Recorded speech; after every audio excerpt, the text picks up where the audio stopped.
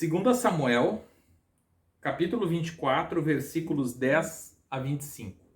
Diz assim: E pesou o coração de Davi, depois de haver numerado o povo, e disse Davi ao Senhor: Muito pequei no que fiz, porém agora, ó Senhor, peço-te que perdoes a iniquidade do teu servo, porque tenho procedido muito loucamente. Levantando-se, pois, Davi pela manhã, veio a palavra do Senhor ao profeta Gade, vidente de Davi, dizendo: Vai e dize a Davi: Assim diz o Senhor, 3 coisas te ofereço, escolhe uma delas, para que te faça. Foi, pois, Gade a Davi e fez-lhe saber, e disse-lhe: Queres que 7 anos de fome te venham à tua terra, ou que por 3 meses fuja de teus inimigos, e eles te persigam, ou que por 3 dias haja peste na tua terra? Delibera agora e vê que resposta hei de dar ao que me enviou. Então disse Davi a Gade: Estou em grande angústia, porém, caiamos nas mãos do Senhor, porque muitas são suas misericórdias, mas nas mãos dos homens não caia eu. Então enviou o Senhor a peste a Israel, desde amanhã até o tempo determinado, e desde Dan até Berseba morreram 70.000 homens do povo. Estendendo, pois, o anjo a sua mão sobre Jerusalém para a destruir, o Senhor se arrependeu daquele mal e disse ao anjo que fazia a destruição dentre o povo: Basta, agora retira a tua mão. E o anjo do Senhor estava junto à eira de Araúna, o jebuseu. E vendo Davi ao anjo que feria o povo, falou ao Senhor dizendo: Eis que eu sou o que pequei, e eu que iniquamente procedi. Porém, essas ovelhas que fizeram? Seja, porém, a tua mão contra mim e contra a casa de meu pai. E Gade veio naquele mesmo dia a Davi e disse-lhe: Sobe, levanta ao Senhor um altar na eira de Araúna, o jebuseu. Davi subiu conforme a palavra de Gade, como o Senhor lhe tinha ordenado. E olhou Araúna e viu que vinham para ele o rei e seus servos. Saiu, pois, Araúna e inclinou-se diante do rei com o rosto em terra. E disse Araúna: Por que vem o rei, meu senhor, a teu servo? E disse Davi: Para comprar de ti essa eira, a fim de edificar nela um altar ao Senhor, para que este castigo cesse de sobre o povo. Então disse Araúna a Davi: Tome, ofereça o rei meu senhor o que bem parecer aos seus olhos.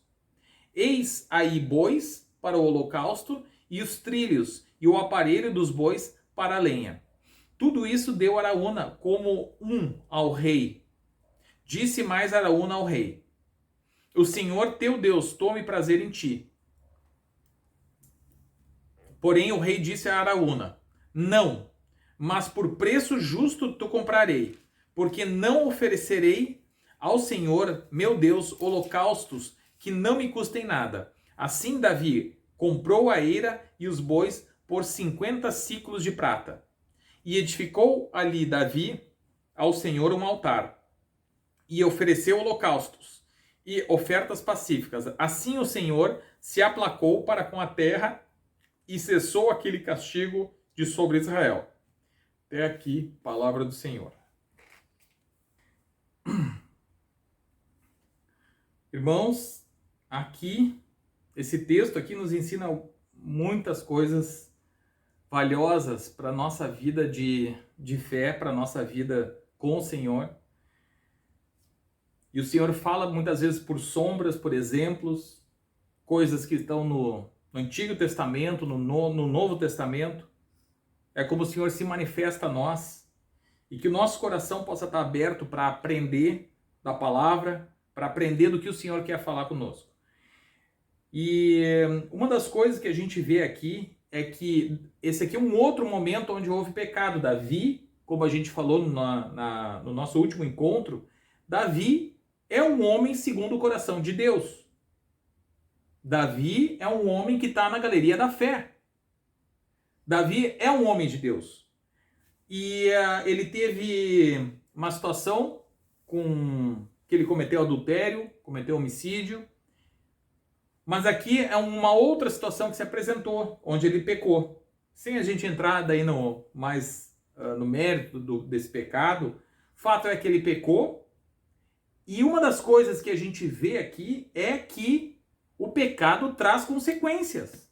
Novamente aqui a gente vê o pecado traz consequências, irmãos.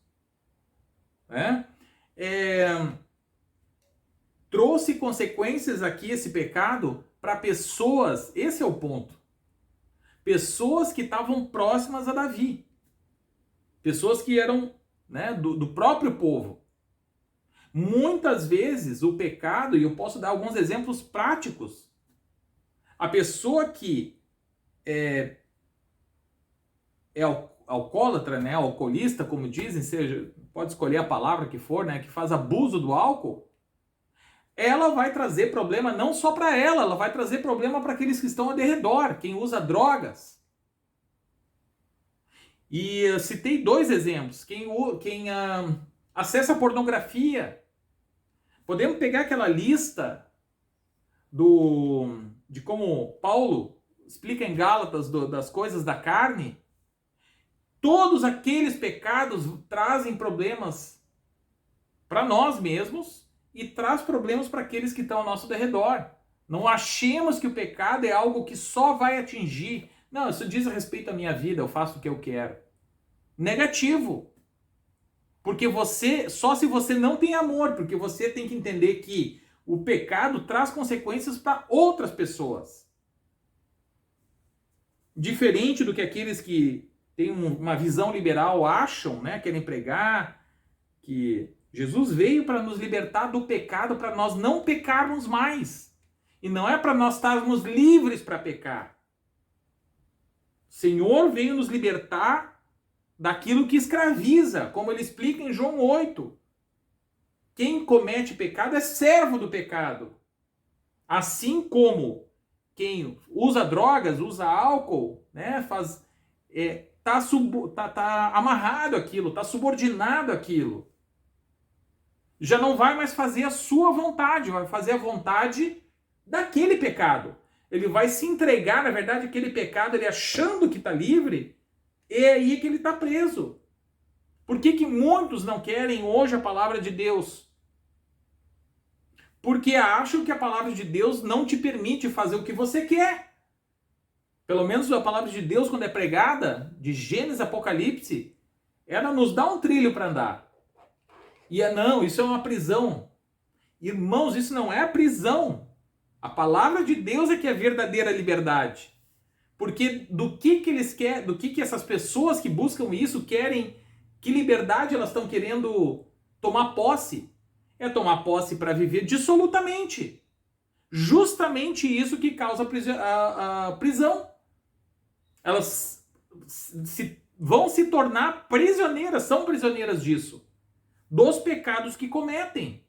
Quem vive dissolutamente pecado dessa área de pornografia, de viver a vida nessa área da sexualidade livremente, vai ser escravo disso. Quem vive em questão de abuso de álcool e drogas, vai ser escravo disso. E não só esses. Outros pecados que são inveja, ciúmes, iras, cada um vai aprisionar do seu jeito. E são coisas cumulativas e sucessivas. Quem vive da mentira, a mentira aprisiona. Sabemos quem é o pai da mentira. E por aí vai, e a lista não acaba. É toda aquela lista de Gálatas, conforme Gálatas, os frutos do Espírito, os frutos da carne e o fruto do Espírito. Estou falando dos frutos da carne. Então, o pecado traz consequências para nós mesmos e para aqueles que estão ao nosso derredor. Que a gente saiba disso. Assim como aqui para Davi. E não só aqui, como naquela outra situação, que o pecado entrou para dentro da família de Davi, atingiu outras pessoas. E como eu disse, há exemplos muito fáceis de entender. Quem faz uso de drogas vai trazer problema para si e para as pessoas que estão ao seu redor. E não precisamos parar por aí. Quem tem dificuldade de entender que o trabalho é a vontade do Senhor e for preguiçoso, que também é pecado, a mão remissa, né, vamos dizer assim, que é um pecador nesse sentido, vai trazer problema para si e para aqueles que estão ao redor.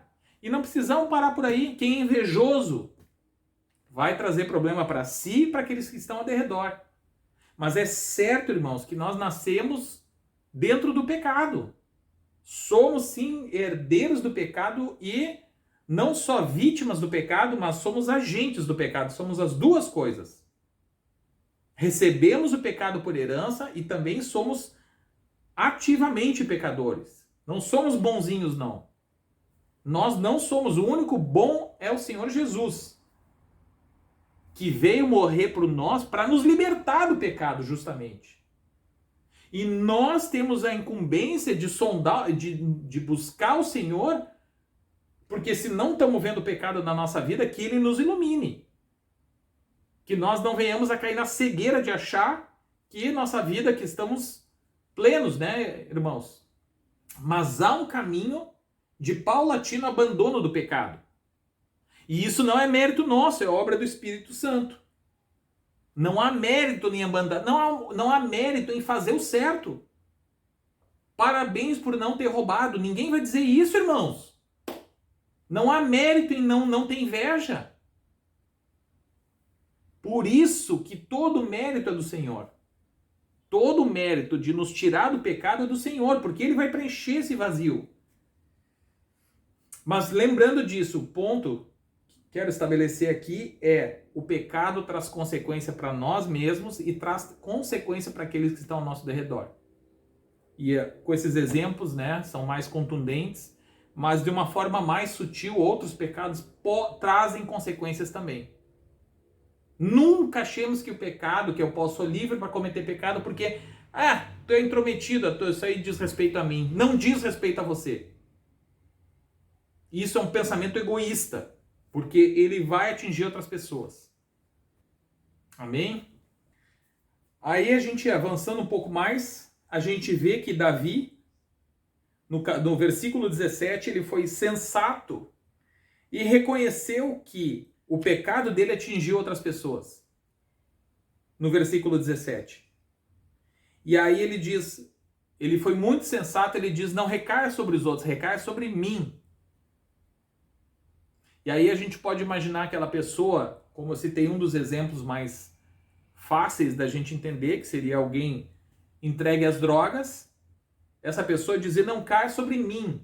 Apesar que isso não está no poder dela de dizer, porque seus familiares vão ficar entristecidos, vão ficar penalizados, é evidente, por causa daquilo, mas em vez dela ficar culpando os outros, ficar dizendo mas também, mas isso, mas aquilo, se justificando do porquê que ela faz uso de drogas, porque muitas vezes nós somos assim, o ser humano é assim, de se justificar, mas também tal coisa. E aí se justifica e se permite tomar posse do pecado.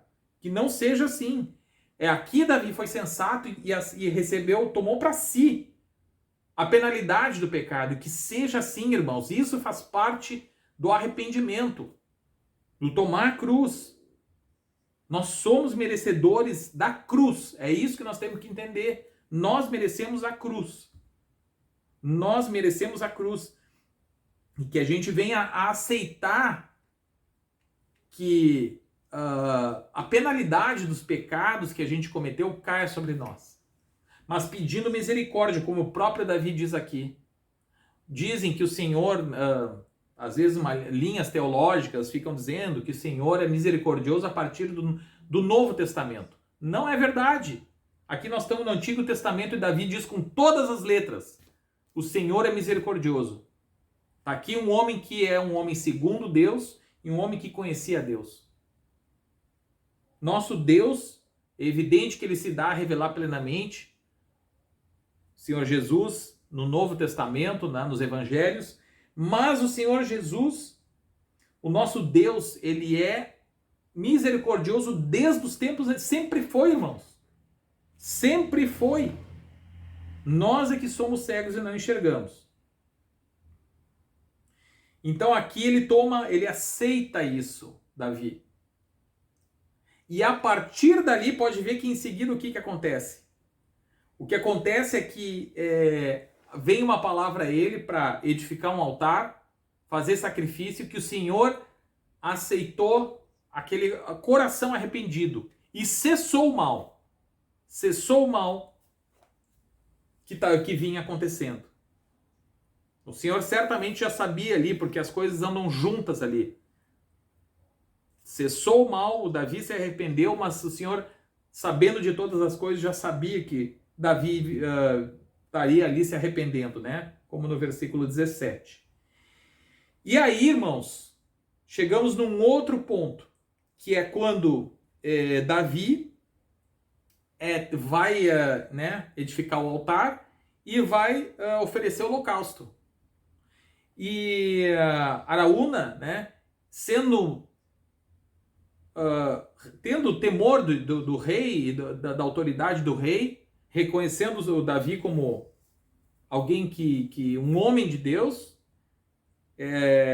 oferece aquilo que ele tinha ali à disposição, oferece ao rei, né?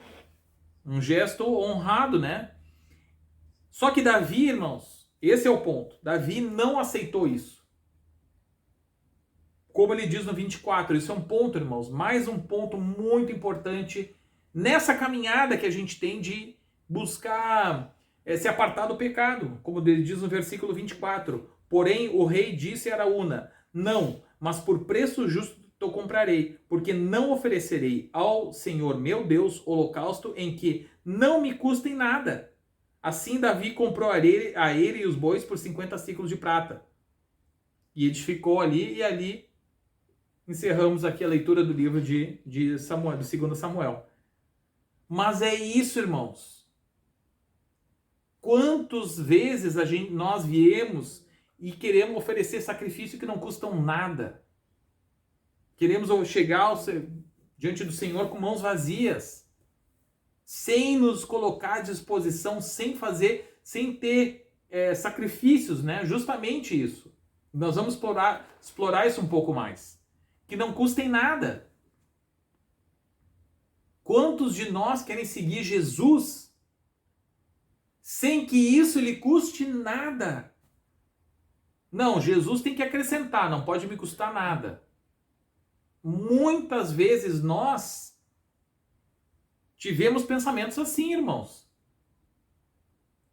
E isso é uma armadilha. Esse pensamento não é o pensamento de um homem de Deus. Porque andar com o Senhor Jesus há de nos custar. Se custou para o próprio Senhor Jesus, Deus não fez nada que não custasse a ele, porque custou caro, custou um alto preço, que foi o sangue do Senhor Jesus, vertido na cruz. Se a ele custou, nós não somos seguidores dele, a Jesus custou um alto preço. Nós não dissemos que nós somos seguidores de Jesus? O que um seguidor faz? Não é se espelhar no mestre? Se nós dissemos que Jesus é nosso mestre, então nós seguimos a ele. Se nós seguimos a ele, o que Jesus fez? Ofereceu um sacrifício de alto preço. Não que nós venhamos nada que nós venhamos a fazer vai suprir essa obra. Essa obra é perfeita e completa. Mas nós oferecemos sacrifícios que custem, que nos sejam de autoestima, por imitar o Senhor Jesus. Não porque isso vai acrescentar alguma coisa na salvação. A salvação é a obra inteira do Senhor. Vamos meditar agora no livro de Lucas, capítulo 14. Evangelho de Lucas, capítulo 14, versículos 25 a 35. Diz assim: Ora, ia com ele uma grande multidão, E voltando-se, disse-lhe: se alguém vier a mim e não aborrecer a seu pai e mãe e mulher, e filhos, irmãos e irmãs, e ainda também a sua própria vida, não pode ser meu discípulo. E qualquer que não levar a sua cruz e não vier após mim, não pode ser meu discípulo.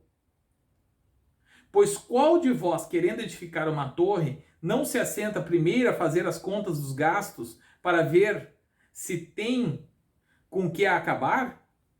Para que não aconteça que depois de haver posto os alicerces e não podendo acabar, todos os que vierem comecem a escarnecer dele, dizendo: este homem começou a edificar e não pôde acabar. Ou qual é o rei que, indo à guerra pelejar contra outro rei, não se assenta primeiro a tomar conselho sobre se com 10.000 pode ser o encontro do que vem contra ele com 20.000? De outra maneira, estando o outro ainda longe, manda embaixadores e pede condições de paz. Assim, pois, qualquer de vós que não renuncia a tudo quanto tem, não pode ser meu discípulo.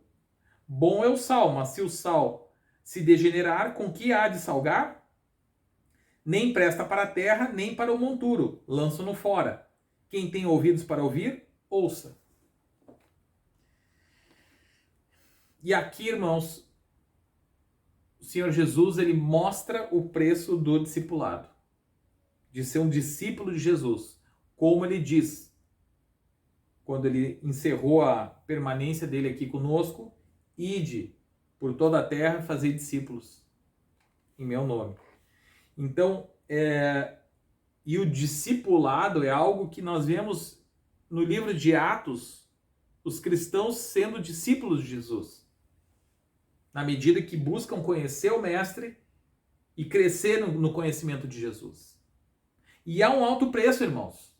Pensa que essa palavra foi dita aqui para judeus, aqui. E aqueles que seguiam Jesus eram perseguidos pelos próprios judeus, pelos seus compatriotas. Há um preço nisso. E o preço é não se envergonhar do nome do Senhor. Como ele diz aqui, tomar a cruz.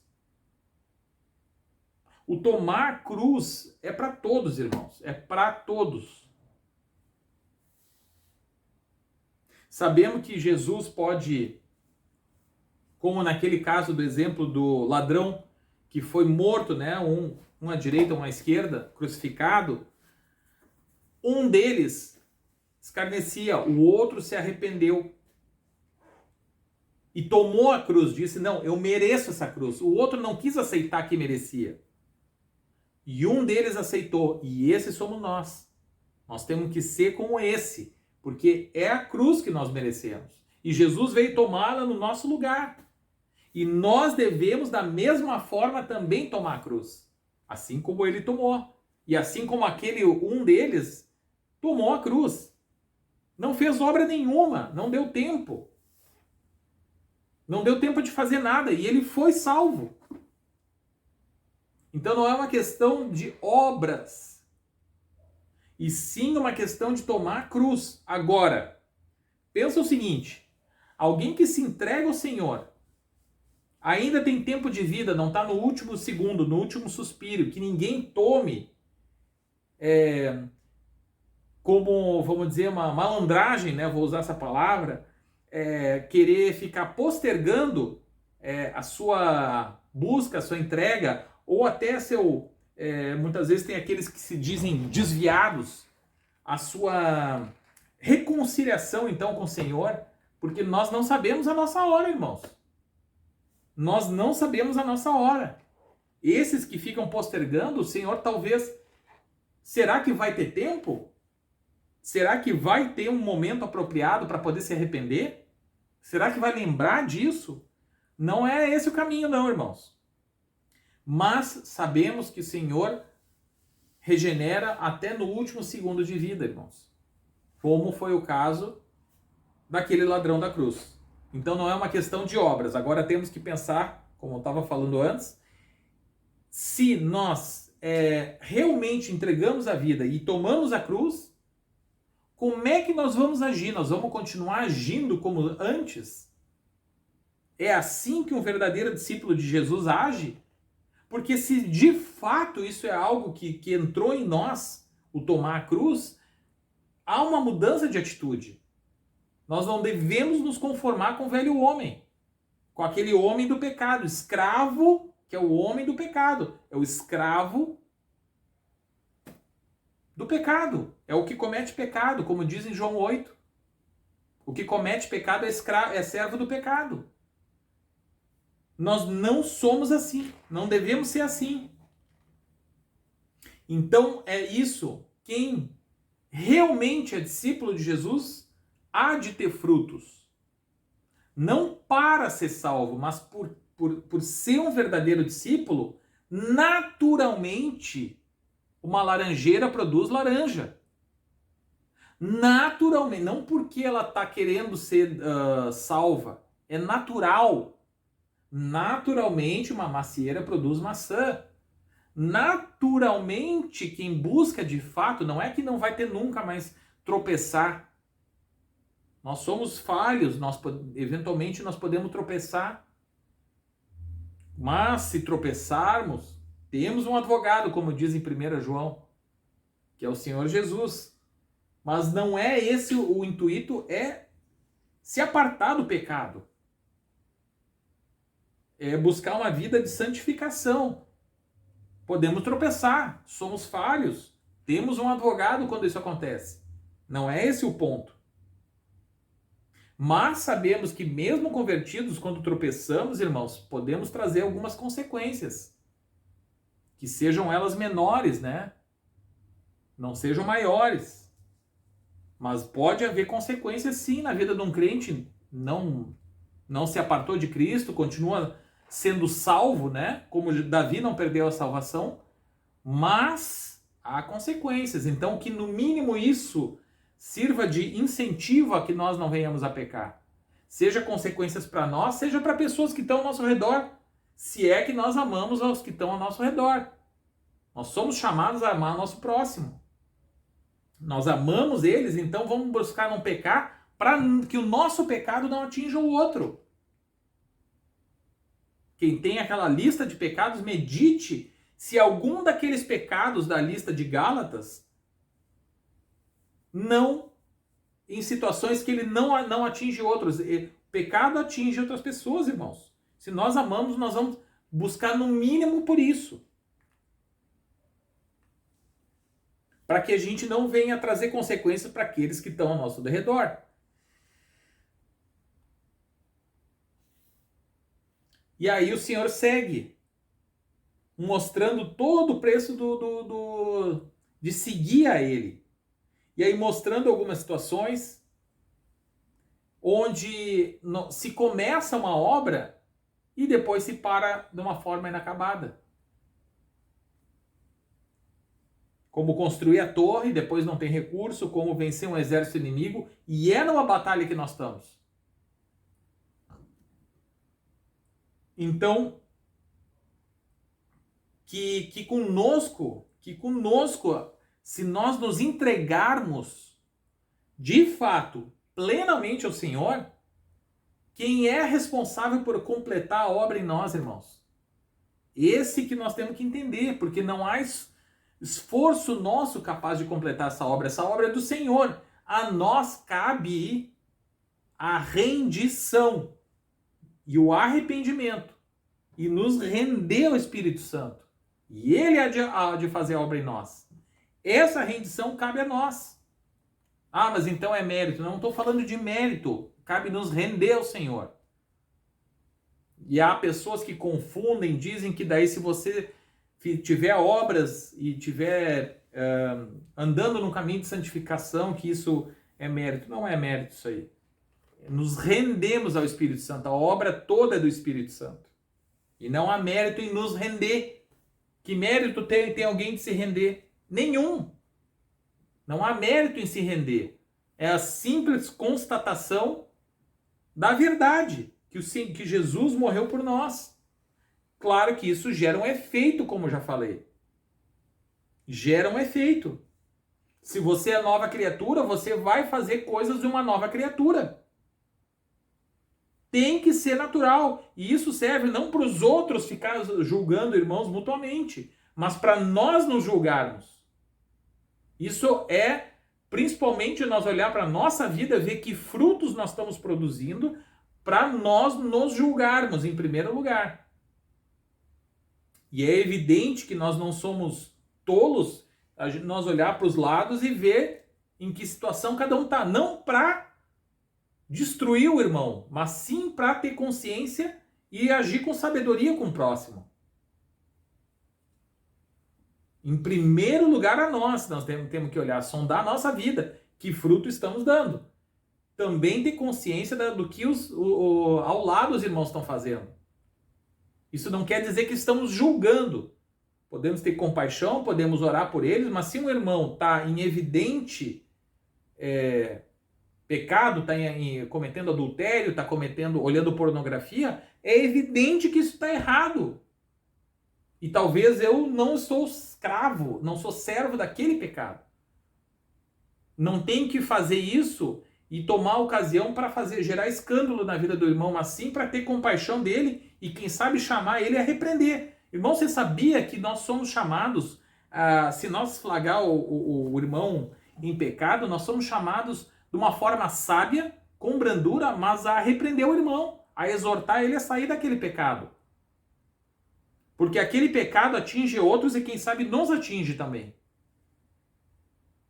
Isso não é muito diferente de dizer que Jesus veio morrer para o pecador. Sim, mas é muito diferente de dizer que tudo bem continuar pecando, porque afinal o sangue dele pagou tudo. Não é essa a mensagem que eu vejo aqui.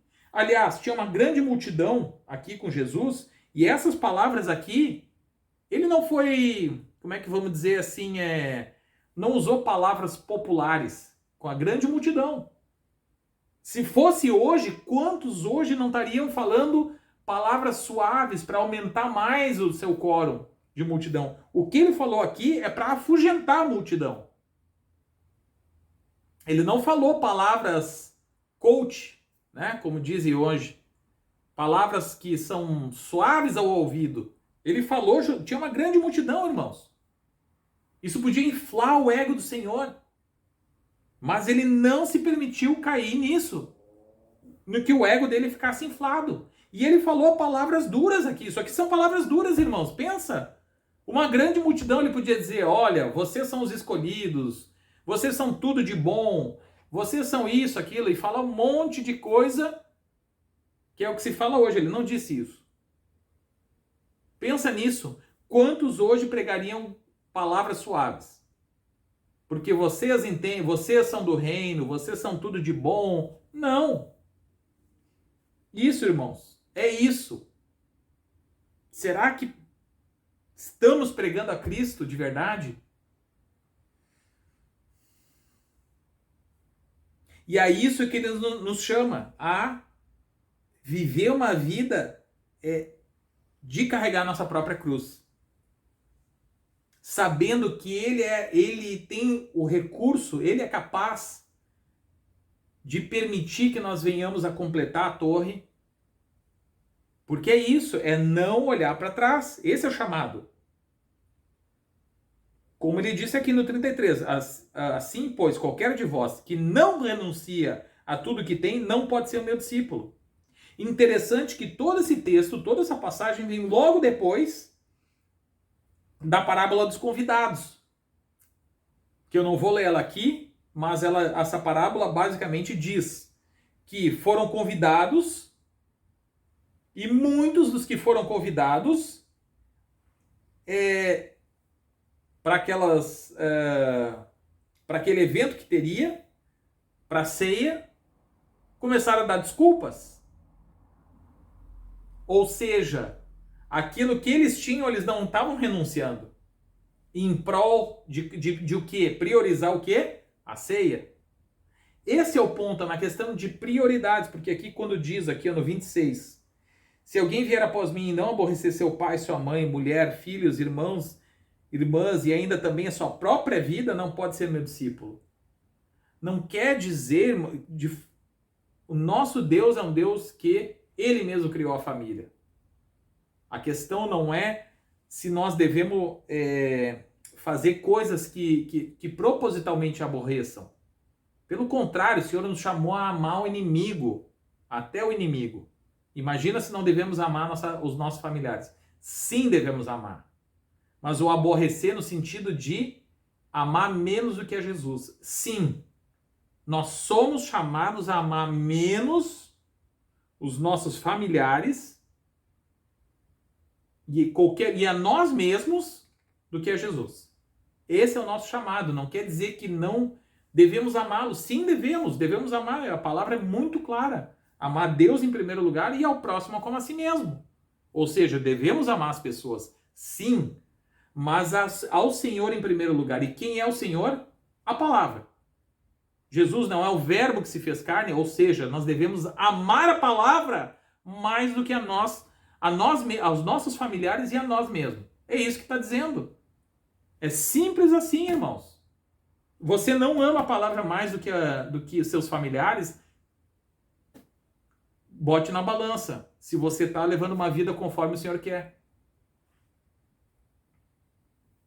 E aí, como diz aqui na parábola dos convidados, os convidados,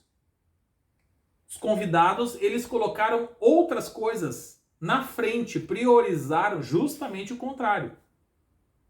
Eles aborreceram o anfitrião, ao invés de aborrecer suas próprias agendas. Foi isso, irmãos. É isso que diz aqui no versículo 15 a 24, que eu não vou ler aqui. Eles aborreceram ao anfitrião, ao invés de aborrecer sua própria agenda. O Senhor não diz que nós não podemos ter uma agenda. O Senhor não diz que nós não podemos ter família. Mas que nós devemos amar em primeiro lugar ao Senhor. E quem é o Senhor? O Senhor é Jesus. E quem é Jesus? É o verbo que se fez carne. Quem é o verbo? É a palavra de Deus, irmãos.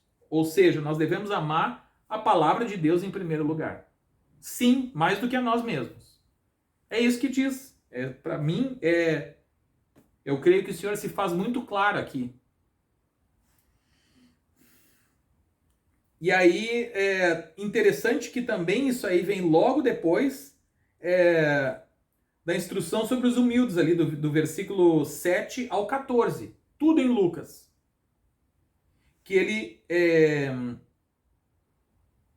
cita uma situação dos convidados, como eu vou ler só o começo aqui no versículo 7, e disse aos convidados uma parábola reparando como escolhiam os primeiros assentos. E aí ele segue.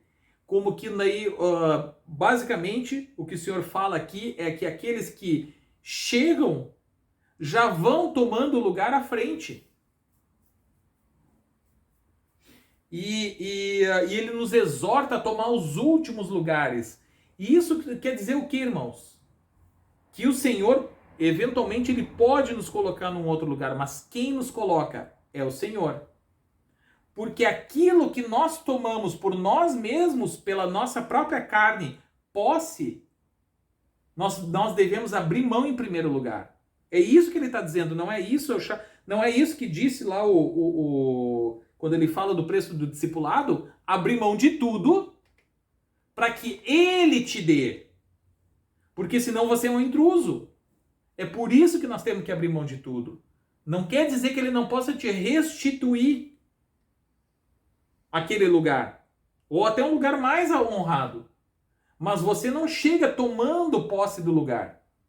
Você toma a posição de humildade e ele te concede. Não quer dizer que não possa ter família, que você não possa ter um trabalho, um emprego, tudo. Deve colocar essas coisas diante do Senhor. Mas sempre submetendo à vontade do Senhor. Para que não seja como nessa parábola dos convidados, de pessoas que tomaram posse de lugares à frente. Não era a vontade do Senhor que eles estivessem lá. Não era. Eles tinham que estar em outro lugar. E eles tomaram posse de coisas que não era a vontade do Senhor. Eram intrusos. Não se submeteram à vontade do Senhor.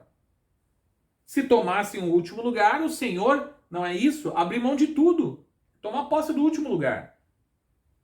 O Senhor há de nos restituir, nos colocar em lugares onde apraz a Ele. Mas não é que nós vamos lá. Mas para isso precisa de fé. Porque para chegar tomando posse de um lugar, eu não preciso de fé. Afinal, eu dependo da minha própria vontade. Mas quando eu me submeto à vontade do Senhor, eu dependo da vontade dele. Ixi, mas eu não sei se o Senhor vai me colocar lá naquele lugar que eu mereço. Ainda se acham merecedores. Aí vão e tomam posse daquele lugar. Não, vou lá e toma conta do lugar. Não era a vontade do Senhor. Vai ser envergonhado depois. Então, irmãos, é isso que o Senhor nos traz hoje. Que a gente possa estar meditando nessas coisas, de como o pecado tem um alcance coletivo, de como nós temos que submeter o nosso arrependimento, assim como Davi fez, reconhecer a nossa miséria, como Davi fez lá em 2 Samuel, no capítulo 24, se não me engano, versículo 17, o último capítulo ali, reconhecer que nós somos pecadores e aceitar a sentença que vem sobre nós. E por último, quando nós oferecemos coisas ao Senhor, não ofereçamos coisas que não têm preço. Como Davi fez, que é nos entregar plenamente, irmãos. Isso tem preço. Que nós venhamos a nos entregar plenamente ao Senhor. Esse é o preço. É disso que Davi está falando também. De se entregar plenamente. Não chegar diante do Senhor como quem não quer oferecer nada. E sim ofereçamos a nós mesmos como preço, sendo que nós não valemos nada. Que a gente se ofereça como preço. Se entregando plenamente de coração, nos submetendo à vontade do Senhor. Que o Senhor possa estar, o Espírito Santo possa estar operando em nós, nos iluminando da vontade dele, nos conduzindo, que ele possa estar nos conduzindo ao crescimento nessa palavra. Coloco isso diante do Senhor e que cada um de nós possa estar buscando essa direção, esse entendimento. É isso, irmãos. Em nome de Jesus. É isso que o Senhor tem a trazer. A Deus toda a glória. Amém.